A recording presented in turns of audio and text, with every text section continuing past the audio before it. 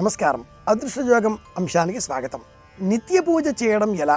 నిత్య పూజ చేయడం ద్వారా అదృష్టయోగాన్ని పెంపొందింపజేసుకోవచ్చా? నిజంగా పెంపొందింపజేసుకోవచ్చు అంటుంది సంస్కార విజ్ఞానం. సంప్రదాయం, సంస్కారం రెండు పక్కపక్కనే ఉంటాయి. సమ్యక్ ప్రధానమైన జ్ఞానములో ఒకటి సంస్కారం. దేవతార్చన చేసే సమయంలో నిత్య పూజను సంస్కారయుతంగా ఆచరించడం ద్వారా, నిత్య పూజను సంస్కారబద్ధంగా చేయడం ద్వారా మనం అదృష్టయోగాన్ని పెంపొందింపజేసుకోవచ్చు అంటుంది పరిహార విజ్ఞానం. సంస్కారం ఏమిటి, సంప్రదాయం ఏమిటి అన్నప్పుడు సమ్యక్ ప్రధానమైన ఈ సంప్రదాయంలో సంస్కారం మన ఇంటికి సంబంధించినది. కారయతి, కలిగించే గుణం కలిగి ఉన్నది. ఇంటికి సంబంధించిన దైవం ఒకటి, అది కులదైవం. మన మనస్సుకు ఇష్టం కలిగించే దైవం ఒకటి, అది ఇష్ట దైవం. కాలంలో ఒక్కొక్క కాలానికి సంబంధించిన ఒక దైవం ఆయా కాలాలకు సంబంధించినదిగా ఋతుకాల మార్పులకు లోబడి ఉండేటటువంటి దైవస్వరూపం, అది కాల దైవస్వరూపం, నిత్య దైవస్వరూపం. ఇది మూడవది. సంస్కారబద్ధమైనటువంటి ప్రణాళిక ద్వారా నిత్య పూజ చేసే క్రమంలో ఆ పూజా స్థలంలో మనం దేవతార్చన చేసే సమయంలో ఆ దేవతా అర్చామూర్తులను 3 వరుసలలో ఏర్పాటు చేసుకోవాలి.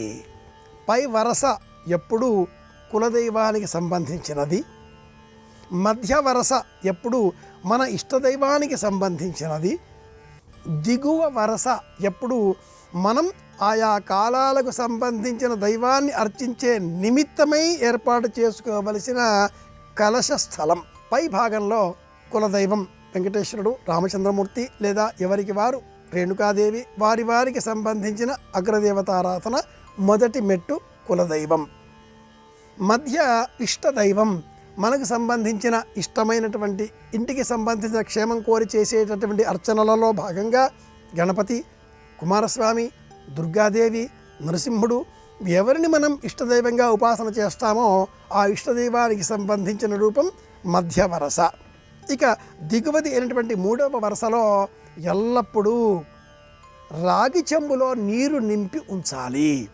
వేదిక పూజాగృహంలో 3 వరుసలుగా ఏర్పాటు చేసుకొని పై వరస కులదైవం, మధ్య వరస ఇష్టదైవం, దిగువ వరస 3 లేక 5 చెంబులలో కనీసంగా ఒక్క చెంబులోనైనా నీరు పోసి వరుసగా పేర్చుకోవాలి.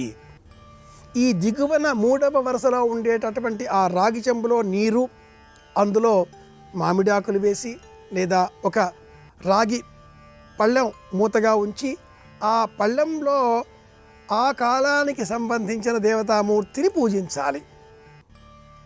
అంటే ఏ రోజుకు ఆ రోజు, ఏ పండగకు ఆ పండగ వివిధ దేవతామూర్తులను మనం ఆరాధన చేస్తూ ఉంటాం. గణపతి నవరాత్రులు, శివుడు మాస శివరాత్రి, సూర్యనారాయణమూర్తి ఆదివారం, శనివారం ఆంజనేయుడు. వివిధంగా ఇలా వారాలకు కాకుండా ప్రత్యేక పండుగలుగా వచ్చినప్పుడు కృష్ణాష్టమి, కృష్ణ ప్రతిమ, అలాగే దసరా నవరాత్రులు, శరన్నవరాత్రులు, ఇలా ఆయా కాలాలకు సంబంధించిన పూజలు చేసేటప్పుడు 3వది అయినటువంటి ఈ రాగి చెంబు పైన ఆ రాగి పళ్ళల్లో ఆ దేవతామూర్తిని పూజించాలి. ఇలా చెయ్యడమే నిత్య దేవతార్చన విధి. ఇలా చేస్తే అదృష్టం వరిస్తుంది. నిత్య దేవతార్చన ఇలా ఏర్పాటు చేసుకుని దీపాలు వెలిగించి దేవతారాధన చేస్తే అదృష్టయోగం మీ వెంటే. తెలుసుకున్నాం, పాటిద్దాం, అందరి క్షేమాన్ని కోరుదాం. మళ్ళీ కలుసుకుందాం. శ్రీరామ జయం.